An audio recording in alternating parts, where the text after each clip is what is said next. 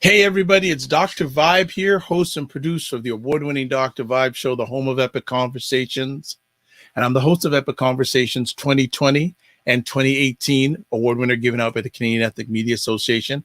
And once a month, I host the only show, live stream show in the world for fathers and dads that is sponsored by Dove Men Care and also sponsored by Dad Central. So it's the only one in the world that they sponsor about fathers and dads. That is, I didn't think about that until recently. I go, yeah, like they told me that's the only place in the world that they're doing that.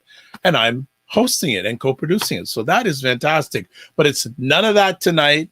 As always, I like to say you're blessed, highly favored, a magnet for miracles, and a solution for someone's problem. And once a month, I get the pleasure and joy to be graced by a beautiful lady who's out in Cali named Sheree Williams. And we have a little conversation we have called Cuisine Noir, behind the business, the good, the bad, and the ugly. Sheree has been the driving force behind Cuisine Noir Magazine for over 10 years now. And we are now together at least once a month in your face.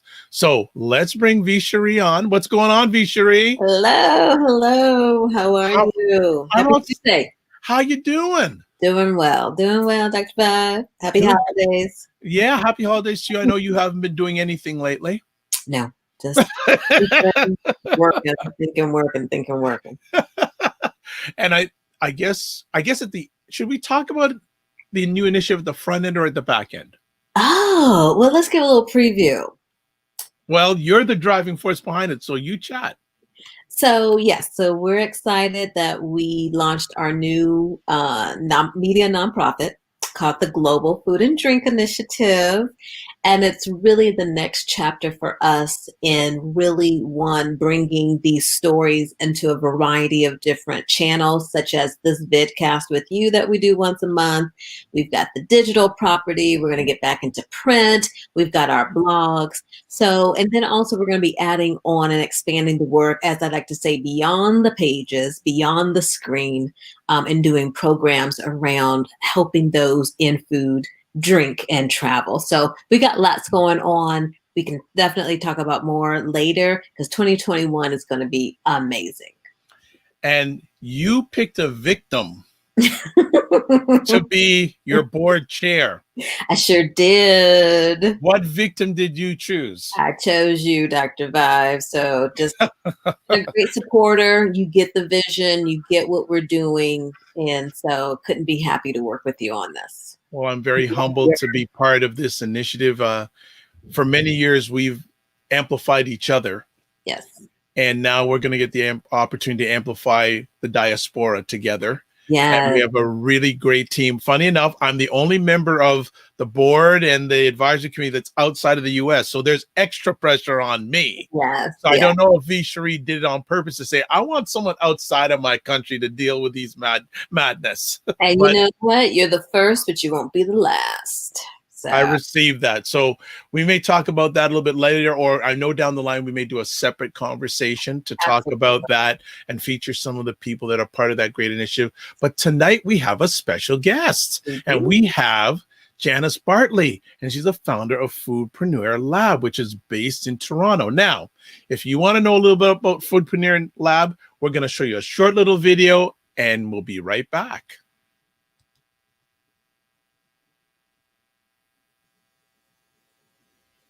Is the second largest industry in Canada.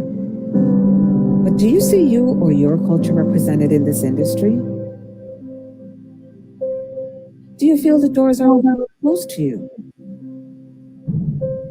Whether you just have an idea for a food product or you're looking to scale for national distribution, there are so many unanswered questions. I founded Foodprenuer Lab because, like you, I am one of those faces. I do not see myself or others like me properly represented in food manufacturing. We need a voice and a different approach to support, development, and scale. We help food dreams grow for you and you and you. Yeah, you like that video? I like it. Well, you know what? Before we bring Janice to the stage, I've been very blessed. Her family and my family go way back. Wow. Like her mother and my dad have known each other for at least 50 years. Whoa. Wow. Wow. For at least 50 years. So we had not spoken for a long period of time. And about 2 or 3 years ago, I went to a little get together at a friend's place. And there I see sitting on a chair, Janice and her sister. I go, oh my goodness. And then the funny thing is the gentleman that was holding the party, he grew up with Janice's family. They go way back. Wow. Dr. Bar, I got to get up to Toronto. I'm telling you. I gotta do it in 2021. I keep threatening you. The time will come in due time, but you know what? It's not about us tonight. So let's bring Janice to the floor. Janice, how are you? I am great. Great to see you, Dr. Vibe. Great to see you, Sheree. Thank you so much for that great intro. Yeah, well deserved and meaningful. And I know that when I found out you were getting into the food space, I said, Sheree, and the excitement I had and felt during your first conversation together, it was like two twin sisters of different mothers. Oh, absolutely. And, you know, I have to say thank you to Cuisine Noir and Sheree for the lovely feature that I had in your magazine. That it was well done. So thank you. Thank you. Always just love telling the stories. That's what we do. And just making sure people are aware, because the work that you're doing, you know, I think one of the things that I realize is as long as I've been hearing these stories and on all of this, there's still someone that needs to know.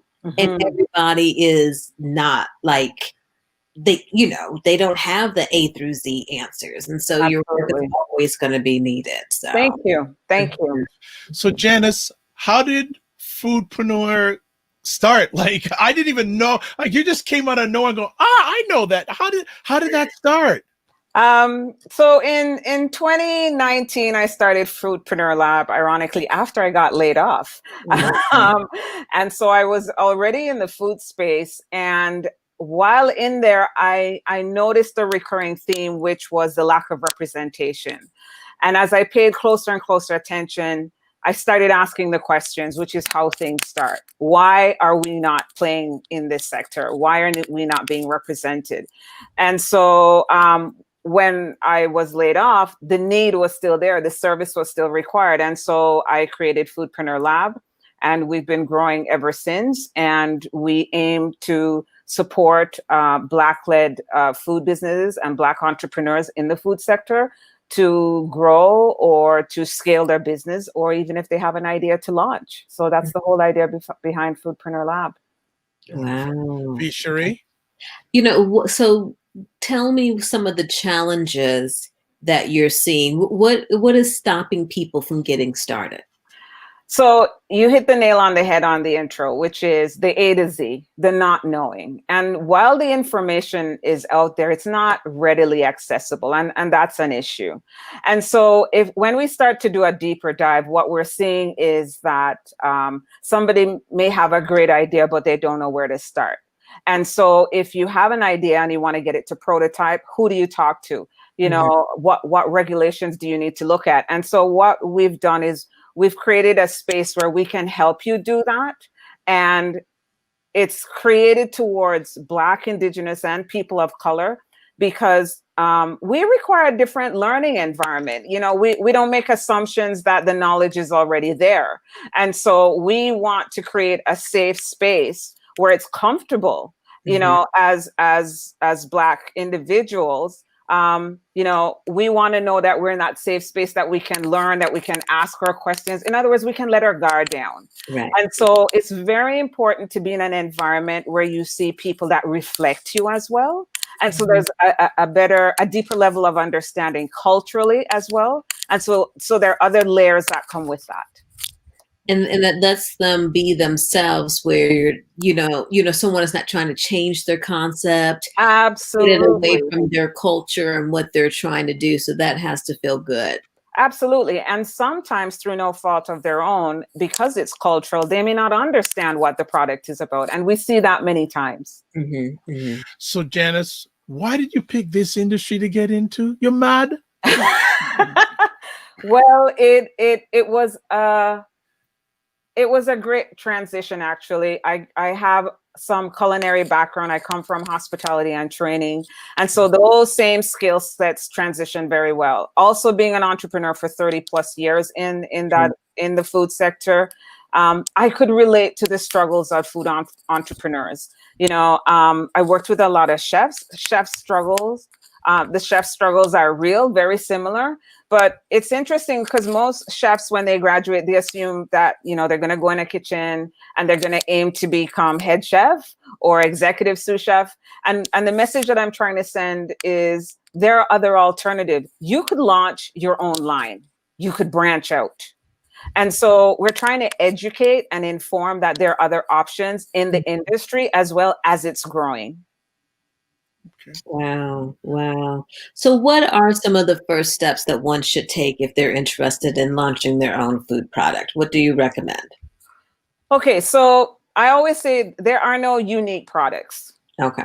We improve on it, but there are no unique products. Hold on a second. There are no unique products. No, they're not. Why do you say that? Because they either exist already and you don't know about them. Okay.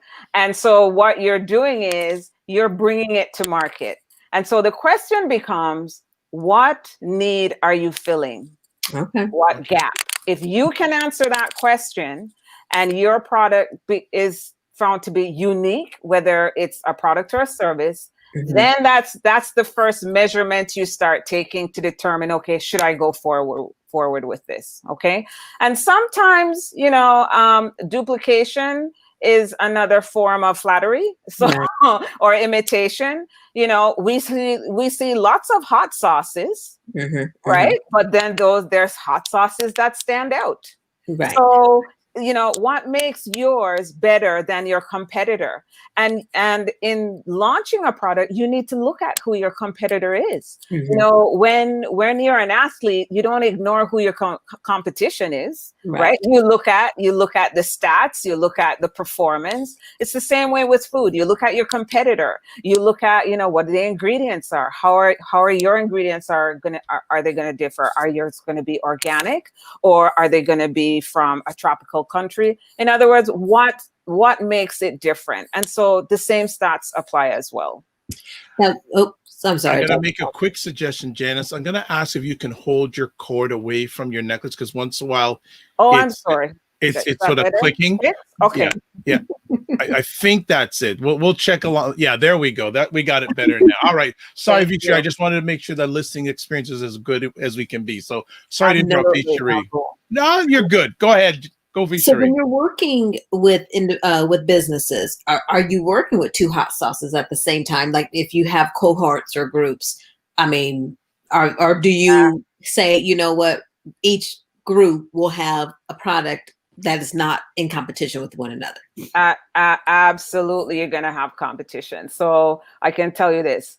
A Jamaican hot sauce different from a Trini hot sauce, from a Chinese hot sauce, from a Vincentian hot sauce, and I can go down the list, okay? And oddly enough, you can immediately identify a Jamaican hot sauce. How? Because the way we prepare it and the ingredients. And that sets their part. I could blind taste test a hot sauce, and I could pick out and tell you which one's the Jamaican hot sauce. Oh, and so again, the ingredients. This is part of the education as well. Some people think food is food is food. It's not. How food is grown is essential to flavors, to color, to species, and so those drop into subcategories. One flavor might give you something that's a little bit more tangy. One might give you a little bit more fruity or more sweet or more sour. So it's where you're getting your produce from. That's a very important relationship. Sheree, when things open back up, I'm going to try to make sure I keep Janice north of the border, because I see this look that you may want to hijack her. Right? I want a hot sauce. I will send you some. I'm about to interview a young lady and her husband on Friday, and they have a sauce called We're Wonderfully Made, and it's Trinidadian. There you go. So there you go. So Janice, again, why getting into this industry? No. That's your business, but what were the early days like of Foodprenuer Lab? Like any other Black-led company, there is a struggle. I too can relate to the lack of funding, but I will say to people, don't let that discourage you, because we are not in an environment where we've had a seat at the table. Always remember that. We are now creating seats at the table. And so we have to alter our behavior. So we have to be willing to go out there and network and call upon people and say, hey, have you thought of, or I was thinking of partnership. Industry partnership is extremely important. And it's not because they don't want to partner. I think it's because it's the lack of opportunities that they have either failed to recognize. I don't want to use the word ignore. I would say fail to recognize. And I think it's an opportunity for us to step up and say, listen, we are here and we have a lot to offer. And the reason I say that is we represent 14% of the ethnic food market, but yet we have 1.2 million Blacks in Canada, which 14% is nothing. So if we were to really tap into that, I couldn't even begin to imagine how much more we could bring to the ethnic market on a broader scale. Wow. And so this is what drives me to do what I'm doing. So Sheree, question for you. Do you know many people that are doing what Janice is doing in your country, in America? There's a lab called Flavors. I don't know if you want to, I can send some information on that. They have opened sort of like an incubator as well. But other than that, in terms of developing and really focusing on people of color, BIPOC, no, not that I know of. No. No, I didn't say that to incentivize you for stealing, Janice. I just wanted to know the lay of the land, okay? You behave yourself. You're doing something. Because there's such a need. I have someone that I'm working with, and she wants to start her own spice line. And it's like, where do I start? What do I do? And how do I move forward from there? And then, as we mentioned in the article that you said, funding is another issue, But I think the other thing is really knowing where to start, how to market, the name, the branding, really taking the time to get all of that set up. I think is so key. And I'm glad that there's a program like yours that helps to do all of that. So thank you. And that's one of the reasons why we do this program. So we see too often where people say, hey, I have a great idea, and they dive in. And then one of the classic mistakes is they have a product and they go to the printer and they have their label. They have the logo, they have the label. But what they fail to recognize is, as great as the label is and the logo, does it meet the regulations of the food, the Canadian Food Inspection Agency? So if the font is too big, if you fail to list the ingredients by highest to lowest, you know, have you broken down what types of sugars?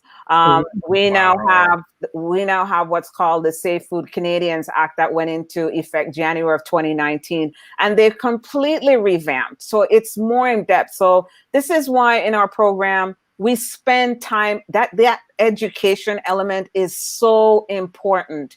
It's no longer, hey, I have a food idea, I'm going to throw it in a jam jar, I'm going to label it and sell it at the market. No. There's liability associated with this. There's risk. It is food. And as I remind my clients, food kills. Yeah. Make no mistake about it.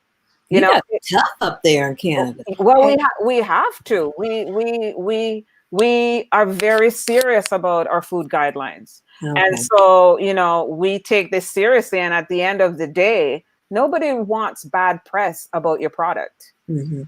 So we try and avoid that at all costs. Do you guys get involved in like the fancy food here or fancy food shows? Yes, we do. Okay. We certainly do. I think they're going to do a virtual one again for the one that normally takes place in January here in San Francisco. Yeah.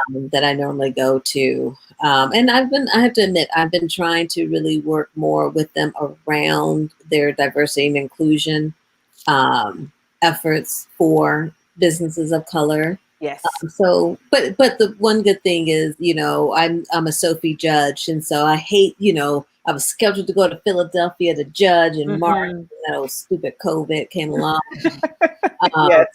But definitely, I always think about how, you know, when I go to those shows, where are the Black producers? Absolutely, and so one of the other things that we've been focusing on showcasing are Black farmers. Black farmers, and even more importantly, Black female farmers. And because that's important, you know, we've seen an uptick in farming. Younger people are now coming into farming because people traditionally think, you know, it's still, you know, the plow and the cow. No, a lot of technology is now coming into farming. So it's not as labor intensive, but it's more technology driven. And so that is incentivizing people to come have another look at, hey, you know, what about farming? And so this is where we see more of these vertical farms popping up.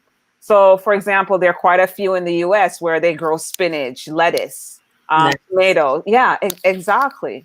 And the story's changed, right? Would you say so? Because I think I'd love seeing what you're seeing too in Canada, where before it was, you know, they looked at the hard labor of farming, and then now it's about reconnecting to your food, to the earth, and to that legacy of our food. And so it's taken on another meaning. And absolutely. And so one of the key points in education, especially when you're educating food entrepreneurs, is sustainability. And the next level is food circularity. And a lot of people don't know what food circularity is. I don't.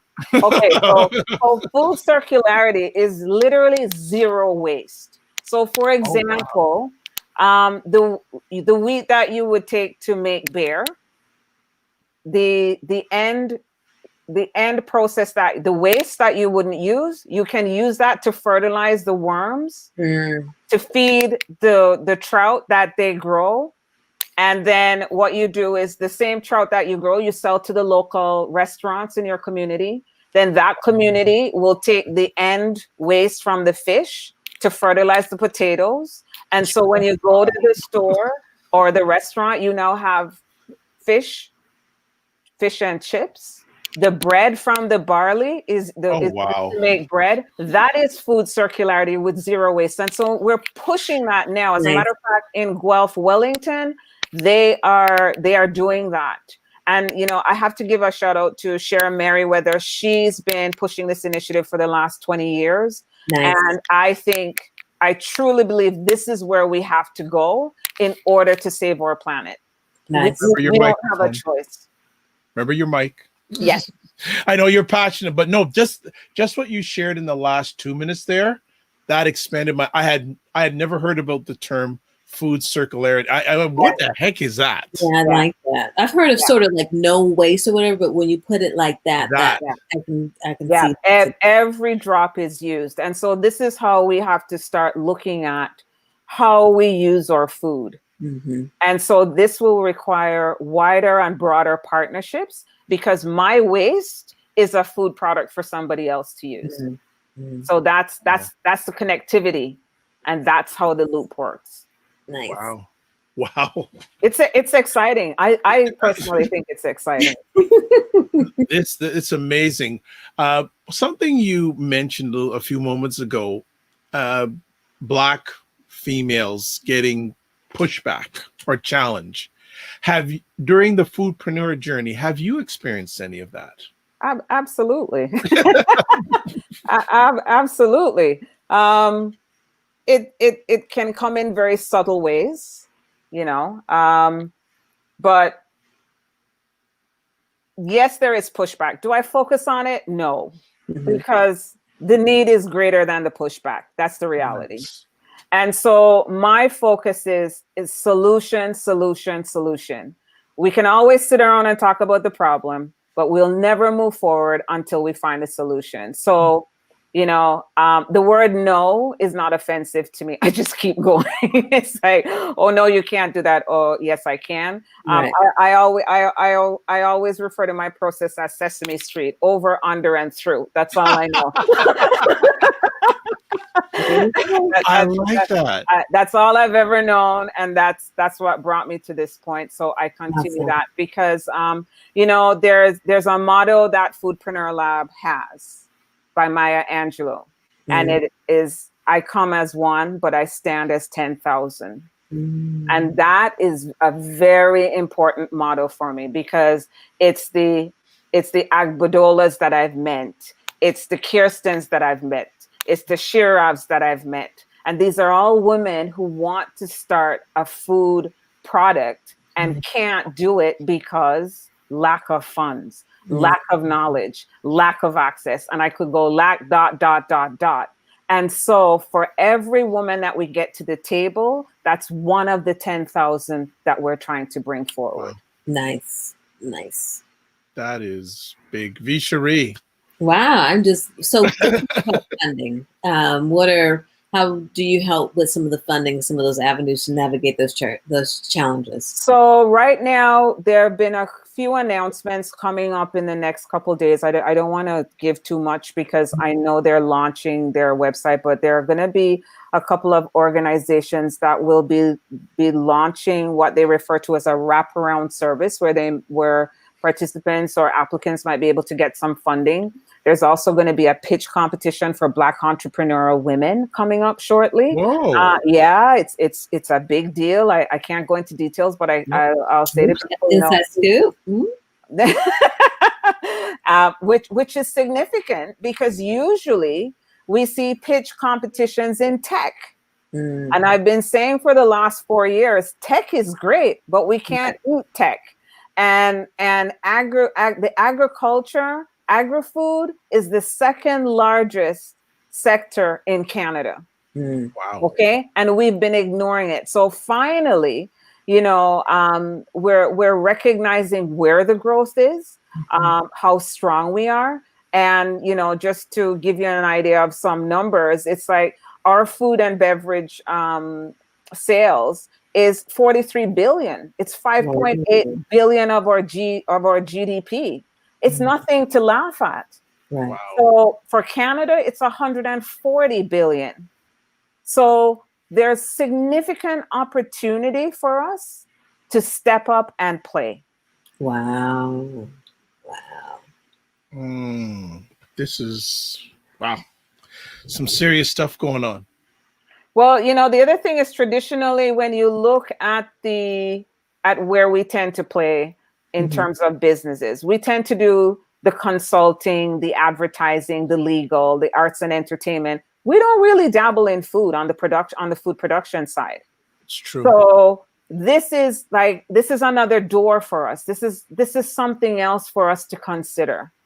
And again, this is why I'm out there pushing this initiative, because it's almost as if it's a little secret that we're not aware of. So I'm pushing the key in, and I'm trying to open as many doors and say, hey, come on in, come see what's happening here.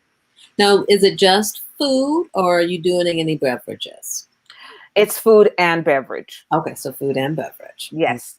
Awesome. Now, beverage has a whole special. Well, we won't get into the alcohol ones, because that's a whole new. I know you guys are really tough there. Yes. But you've got a whole another set of rules and everything regarding the beverages, right? More of the liquid forms, right? Yes. Or just drinks in general. Okay. So that's another thing to navigate.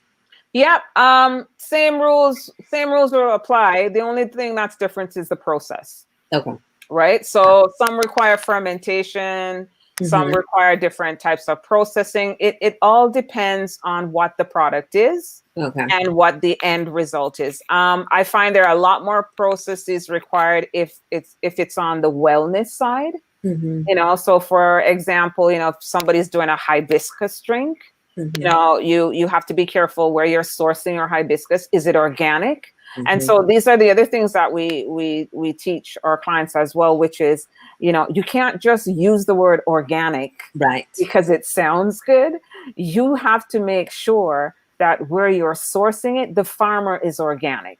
Right. So speaking of that, what do you go? Do you advise all of these certification, kosher, vegan? Absolutely. Because once you put that stamp on, you have to go through the audit certification to be able to use that stamp. Okay. So Janice, with all the hoops specification wise in Canada, do you think it's too restrictive? I don't think so. Personally, it's food. I think if you're going to put something in your mouth, you need to know it's safe. It's as simple as that. You know, if you start pulling down the protections that are in there, you open up yourself to other things. And so what do I mean? If someone comes along and says, oh, I have a new technology process that I want to use, and it hasn't been tested, but then the consumer is going to be the guinea pig, that's not going to go over so well. So these are why these checks and balances are in place. And oddly enough that you should ask that, Dr. Vibe, the fact is these tests are standards. I mean, we use HACCP, which is used by NASA, you know, and these are how we measure what are the critical control points when you are preparing food. That's hot, cold, storing, cooling, refrigeration, you name it. So nothing's changed. Those are the foundational things that people have to know. And so one of the other things we inform them that is, you know, if you want to go to a retailer, a grocery store chain, you have to meet these HACCP audits. You don't just walk in there and go, hey, here's my soup and I'm going to go with it. No. So, you know, we walk them through what the process looks like, and we prepare them for the best case scenario and the worst case scenarios, aka a recall. And by the way, recalls are natural. I don't want people to think that foods are never recalled. If you go to the Canadian government website, the CFIA, there's a link you can sign up for. I sign up for it. It shows you the recalls that happen every day, and some days are higher than others. But you know, it's safe, but it can't always be safe. Things happen. Sheree, I know you. I just want to ask, compared to what Janice is saying in the U.S., does the food industry have, and the beverage, are they as, I don't know, have the same sort of standards? I was going to say rigid, but do they have, just by your knowledge, because obviously Janice has the most amount of knowledge out of all of us on this. Do you see the standards being as stringent in the United States? But again, I don't get into the nuts and bolts like you do, Janice.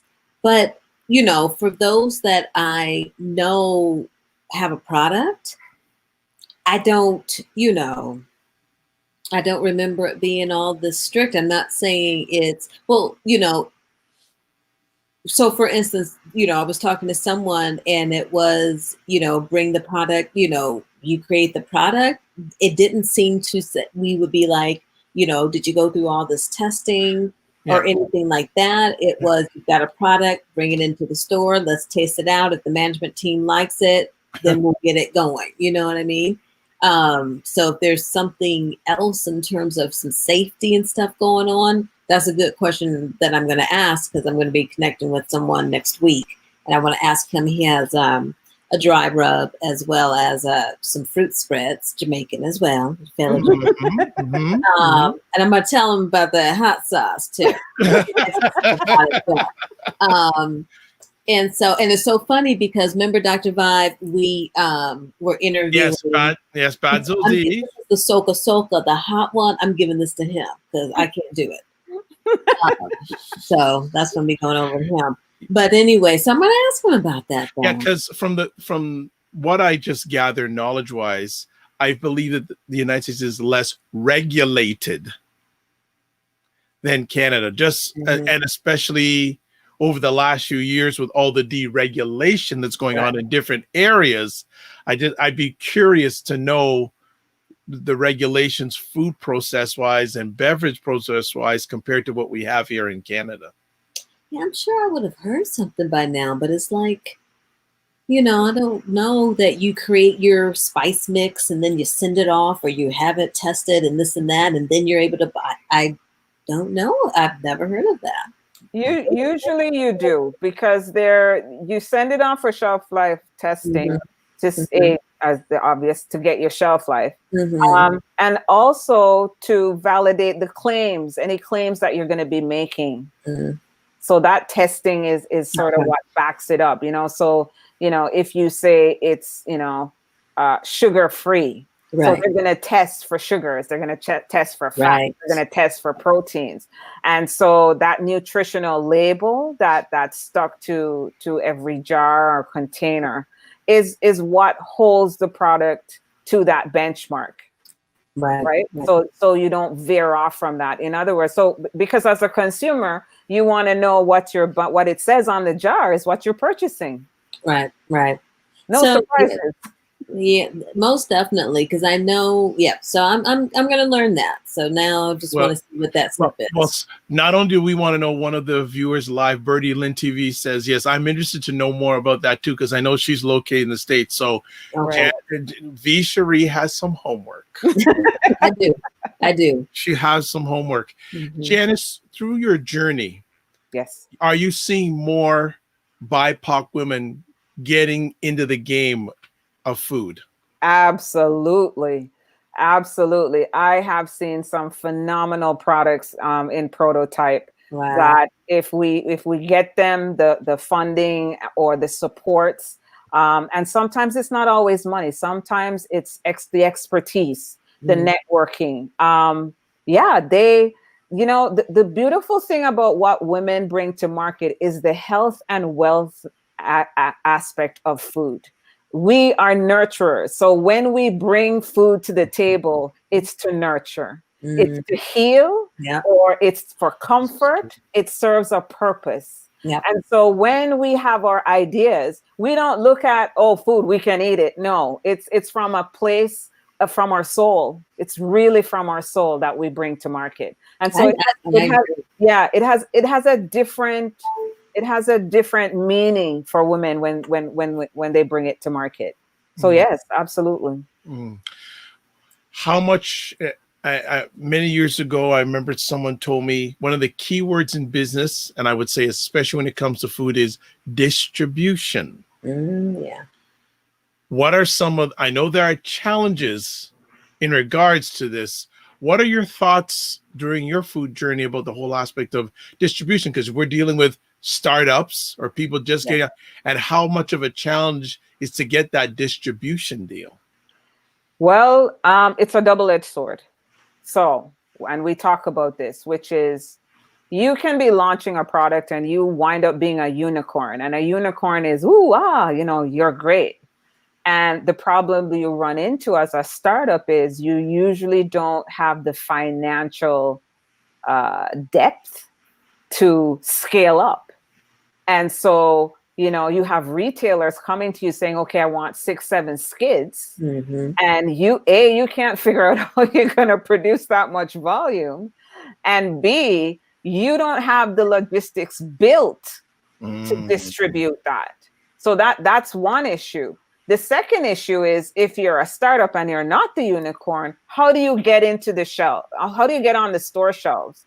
And so you really need some hand holding there, because apart from picking up the phone and calling, the head office and saying, oh, I have this product, before you get to the shelves, there's some nuances that you're going to have to get familiar with, which is listing fees. A lot of people are surprised that, I had no idea this. Yeah. Go for it. A lot of people are surprised because they see their a product on the shelf that you just walk in and it gets put on the shelf. No, you pay a fee. And the fee is indicative of where you are put on the shelf. So when you walk into the Walmarts and you're on the corner right at the end of the aisle, that is prime location that you are paying for. Okay. And then when you play with, stores like Walmart as well, they have penalties if you don't deliver on time. I know this. Yes. I'm aware of this. I'm aware of this. Exactly. So it's funny. You hear a lot of startups saying, well, I want to make my product and I want to go to Costco. Well, it doesn't work like that. Costco doesn't buy in 1 or 2 skids. No. Costco buys in multiple skids. So Janice, is that where they should start? I mean, not that you want to discourage that, but I mean, it's like you need to crawl before you walk. I always say that to them. So for startups, I always suggest start with your food markets. That's your testing ground. Okay. If you can't afford $12,000 to have 10 or 15 people you don't know sit in a room and assess your product, the freest market is your food market. And your food market is not so much to sell product, it's to get feedback, because what you think might be your bestseller is what the consumer might disagree with. Yes. Right. And so that is where you determine, am I going to launch 2 products versus 5 products? And that's the other thing. I'm going to make an apple cider. I'm going to make an apple plum. I'm going to make an apple peach. No, no. If you have 5, you need to pick 2 of your strongest. So you have an alternative, something that can continually drive revenue. One of the other things that we also point out is that, you may have a product that has a longer shelf life on average than a product that has a shorter shelf life. What does that mean for your bank account? It means the product with the longer shelf life has a slower rate of return on your dollars. Because they're not coming to you as frequently to buy the product. So these are the things that, we educate and we say, okay, well, what's the shelf life? How many turnovers are you going to have? What's your sales are going to look like? So these are all the little finite things that, we don't think of, but they factor in such a huge way. Sheree, who would make it? What would be a dynamite combination? Who? Deborah and Janice. Oh yeah, that would be I'm just saying. I'm going the knowledge, but the valued experiences that both of them have. That would be a dynamite. Absolutely, with her coming from Hershey and launching Splenda, definitely. And Janet, the combination of both, like I could see a mastermind session given by both of them to BIPOC women. Now, so speaking of that, Janice, does the program have guest speakers? Absolutely. We heavily feature women. Okay. I think that is important. Of all different races and creeds, it's important to show the diversity. Women only represent 25% in this space, in the food space. 25%. So that speaks volumes. So again, we need to see other women who are doing it, who are being successful. And what we encourage as well is, as much as we want to hear the success stories, we want to hear about the failures, the frustrations, and the challenges, because we have to keep it real. Gotcha. Okay, so now I'm going to bring in the magazine piece and put on my marketing and PR hat. How do you go to talk to brands about that? Because what we have found, unfortunately, in the past, the photography is not good. So they're not media ready. So now they've got a product, they're selling it, whether e-commerce, local stores, whatever, but they haven't taken that time to, from a marketing and a PR standpoint, make sure that package is together. So we have a YouTube channel and a media side in which we also showcase clients and their products. Okay. And so we have a video company that we work with, and we help them build out the storyline, and we help them build out those videos that they can use. Okay. And so one of the things in the early stages we emphasize with clients is, what is the story? Because people think branding is just the name on a jar and that's it. No, we have savvy consumers now. Your children are savvier about food now. They know about healthy food. They read labels. They know what's in the jar, and they will ask, where is it coming from? That never happened before. Why? Because we're asking it. So they're duplicating our behaviors. And so I tell clients today, the 7-year-old who's either in grade or the grade 7s to the grade 12s, when I'm talking to clients, I say to them, okay, where do you want to be in 5 years? That's the market that they're going to be catering to in 5 years, which means they're going to have more knowledge. And so what is the story? Are you sustainable? Do you contribute to SDGs? Are you about, feeding the poor across other nations? What is your story? Because your story is what connects your consumer and makes them loyal to your brand. So you're creating brand loyalty, right? If you think about every product that we purchase, it's not Kleenex, it's tissue paper, but we refer to it as Kleenex. Okay. So we have brand loyalty. And if we ask ourselves, well, why won't you buy the no name? We might say, well, you know what? It's not as harsh on my nose. It's gentler, it's softer, and it's a product I trust. So that story is about trust and growing with the company and developing trust and having long-term loyal clients. That's what branding is about. And so we educate them about that from the beginning, because every product has a story. Yeah, it sure does. Sheree, you want to add? I have stuff, but No, go for it, Dr. Buck. So how do people find out, or how do the ladies of the world find out? How do they find out about you now compared to when you first started? Very good question. So networking. One of the things that I realized in the last year and a half is that men inherently network. I know a guy who knows a guy who knows a guy that can get you a set of tires at this price. Yeah. Okay? All right. Women don't do that. So now we're starting to see more of that. And we're starting to see it in what's called social enterprise groups. And so networking is emphasized, and it's not pushed upon you. It's a group of people that you wind up doing a program with, that you keep in contact, that are diverse, that may know somebody who may know somebody. So when you come into that community forum and they say, okay, how are you feeling today? What do you need? The answers come in. And so you're connected. And so that I am pushing hard on, because as Black women, we don't like to network. We'll network, but we don't network for the sake of, okay, you know what, I'm going to help this person out. Or, you know what, it may not be of any use to me, but it might be of use to you. So we really have to broaden our circle and make that part of our everyday business communication.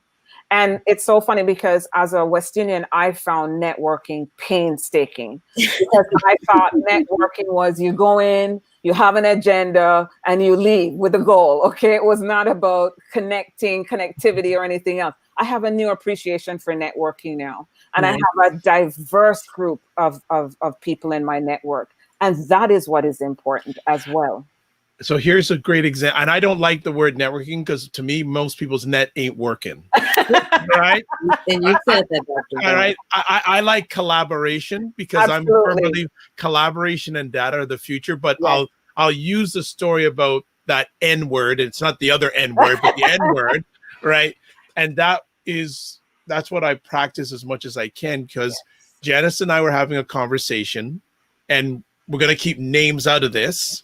There was an organization that I had found out that there was an organization that did not treat her fairly. Mm. And I said, okay. And this is a Canadian-based organization. It will remain nameless. I hear you. Right? Yeah. So I said, okay, Janice, let me get in contact with Sheree Williams. Yeah. Yeah. So I pulled, and I said, bang. And here we Right? are. And so here, and I said, bang. So I agree that the collaboration and data are key for everyone that's listening to this. Collaboration. Every conversation I have now, 99% of the time, there's someone in my head say, okay, you need to speak to that person. Absolutely. And it's great too, because you may not connect today, Right. but you have them there. But you have them there. So it's not a stretch. It's not a stretch. You know, I send people emails, say, hey, just checking in. I know we met a couple weeks, you know, just checking in, see how you're doing, because, you know, you keep it open, you keep it going. Yes. And there's a new appreciation, especially when it comes to diverse communities. Because, you know, we don't want to be homogenized where, oh, we're only going to stick with our own kind of thing. We have to get away from that.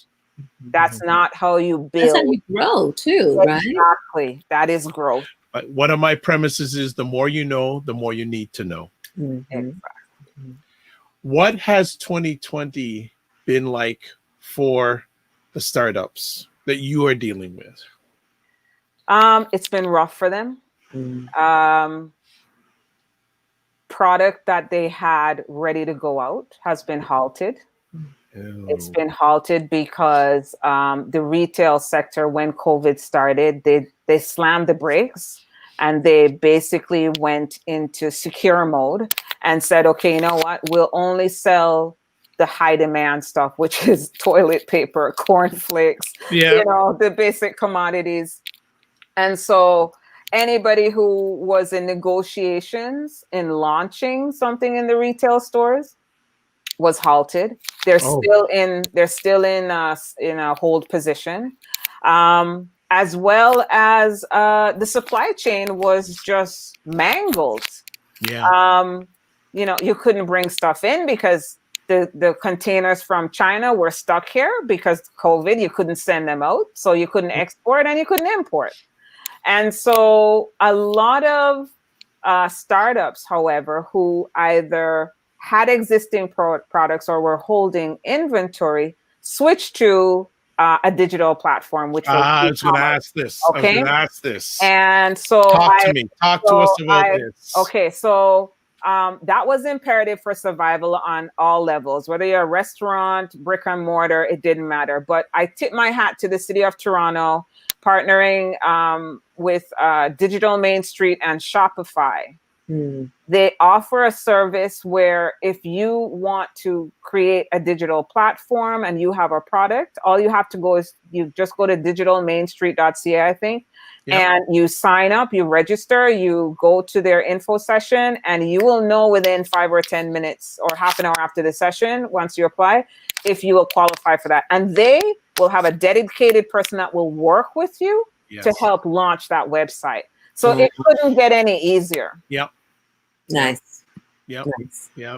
That's fantastic. And so what percentage of the startups that you were working with were not even thinking about a digital platform until this hit? Because I know you probably educate, say it's a good thing to have, but now it's like they have to do it. Well, it's funny. I'm going to tell you a story. So I was pushing digital webinar. I was pushing for webinars in 2018, and everybody was, I'm not so sure if this is what we should do. And I said, listen, there are people in rural communities that need access to this information. And so we launched the pilot, and it went well, but people were still hesitant. They like to physically come in. Well, let me tell you something. When COVID hit, everybody switched to that digital platform because that was the only way you could maintain your business and still get revenue. And so prior to COVID, for producers, it was an afterthought. Now we can't go back now. It's that epiphany. Once there's no going back. So you have to have a digital presence, whether it's a website, whether it's social media, Instagram, Facebook, And by the way, I'm not a huge social media fan. Thank God I have colleagues that take care of that. You and the lady across from you are the same way. It's not my thing, but I know people that love it. So, let them do it. Exactly. I always say, know what you're good at and stick to it. Okay. Absolutely. That 2021. Yep. So I hand that over. But yeah, you cannot function in business without having a digital platform or footprint. You have to. Okay. Sheree, anything else as we start winding it down? Yes, just want to talk about 2021. What do you have planned? So we are going to be launching our programs in 2021 in April. That is the date that we're looking at. We're looking at having more webinars, and hopefully we should be having, I'd love to have a conference, which is the Bi-Pac food conference, and maybe the global initiative, food initiative, can play a role in that as well. I think there's so many opportunities, especially from the Bi-Pac lens right now, that are open to us. We may not have a label for it as we speak, but I'm sure by the time we finish this call or by the end of the week, we'll have more ideas. And, I've always said my greatest ideas come when I'm in the shower. So who knows? I hear you. For some reason, that's where my best ideas come from. As we wind down, Janice, what words of wisdom, call to action do you have for especially the BIPOC women that want to get in this space, and also the BIPOC women that are in this space? Words of wisdom. Well, you gave us some great tips. Yeah. In the article. I think, Vishri, I'd lie if I could say I'd remember what I said. I wish I could get to it myself and let you know. And actually, give me a second and I can. Absolutely. Okay. The call to action definitely would be for the financial institutions, the funding agencies to start paying attention and to hearing. We have a voice and we need to be heard. And we need to be given these opportunities. Funding is essential. We just had a report from the I can't remember the name. It's called Unfunded. I don't know if you had a chance to see it, Dr. Vibe, but the numbers were absolutely appalling in terms of how much funding Black-led or Black-served communities get. And so that has to change in order for us to be able to support ourselves, stand on our own feet and grow. Okay. You can't have one without the other. And, I want to give a shout out to, my BIPOC people who are out there with their food. There's Nerpies, who has his hot sauce. There's Neil Food Ice Cream, which is a Trinidadian ice cream. Ooh. There's World Moss, which is a sea moss infused drink. There's an African fusion soup called It's Super by Lola. There is Taste of Jamaica Bammies by Donna. There's the Tropics Coconut Mix by Denise. There's Tush Patties by Opal. Wow. The list could go on. Listen, we are here. We are here. See. So, one of the pro tips you said, own the room. Absolutely. Do not the go in vision a and room the mission. Yep. Ask. Learn the language and partnerships. Absolutely. Ask, because you just never know. If you're going, go ahead. I'm going to add on to that. and make a big ask because you don't know if Yes. you're going to say yes or no. Absolutely. Make your big ask. Yep. And especially during these times, you may have a better opportunity of getting a yes or a, let's talk about that now more than ever before. Exactly. So never discount what the answer is going to be because you don't know. Absolutely. But ask because you never know. You may get it. What was the other one, Vishri? You said partnerships and learn the language. Okay, so know the language is very important. I make it a practice to listen to a webinar, attend webinars at least once a week. Okay. I do that so I know I'm still learning how to speak the language. I'm involved in the Feminist Accelerator program. I joked the other day. I said I didn't even realize I was a feminist because we were just doing our thing. We didn't know that's what it was. Who knew? But yeah, it's important. You don't have to know the entire encyclopedia, but you just have to be familiar at a minimum. Just be familiar, because that helps. And partnerships. And that's what we're looking forward to.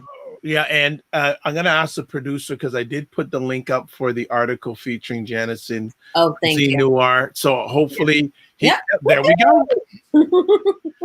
So you can check out Janice and her wisdom. Thank you. In Cuisine Noir Magazine. That is what the article looks like. Just go to Cuisine Noir and put in Janice Bartley and you will catch that article. Absolutely. Thank you. You're welcome. And I'm going to share my last piece of advice is, and somebody once said to me, if not you, then who? Yeah. There you go. Janice, I like to say thank you. And you were nervous. It didn't sound like it. She did great. It didn't sound like it. No problems at all. Vishri, any final words before we close out? No, looking forward to partnering with you and bringing that knowledge down here to the States in 2021. So good. And if I can get the producer to do one more favor, if you can put up the links for Foodprenuer quickly. So they are scrolling on the bottom, folks. So there's all the contact information for Foodprenuer, their Facebook, their website, their Instagram is all there. If you can also put up the website address for Cuisine Noir Magazine, that would be, there we go. And then finally, but not lastly, for the Global Food and Drink Initiative. Yeah, there we are. So there you are. So we got it all covered. I'd like to say thanks to everyone for watching. These ladies, as a famous preacher in the U.S. says, get ready, get ready, get ready. Get ready, get ready, get ready. They are going to be dangerous in a good way. Mr. John Lewis said, good trouble. I have a feeling they're going to be causing some good trouble in 2021. So I'm Dr. Vibe, host and producer of the award-winning Dr. Vibe Show, the home of Epic Conversations. I'm the host of Epic Conversations 2020 and 2018 award winner given out by the Canadian Ethnic Media Association. And also once a month, I host the only conversations in the world, monthly conversations that are for fathers and dads that are sponsored by Dove Men Care. They're also sponsored by Dad Central Canada's national fatherhood organization, but it's the only thing that Dove Men Care is putting their stamp to when it comes to dads and fathers broadcasts every month. And I'm very blessed to be part of those conversations. As always, if you want to get in touch with me, the best place is drvibeshow.com. I'd like to thank everyone who watched this live, watched it on the replay, or listened on the replay. Thank you so much. Birdie Lynn, Brandon, and a few other people, thank you so much. I always end off my conversations like this. Live your life as a dream. If you can dream it, you can make it. Sometimes you have to get small to get stronger. Block assumptions, then aim bigger, aim better, aim higher, aim wider. Thank you to BIA Media for the great production. And if you're not watching the rest of my conversations for the rest of the month, have a happy holiday season. And remember to give yourself grace. Thank you, BIA Media. God bless. Peace to well. Keep the faith and walk good.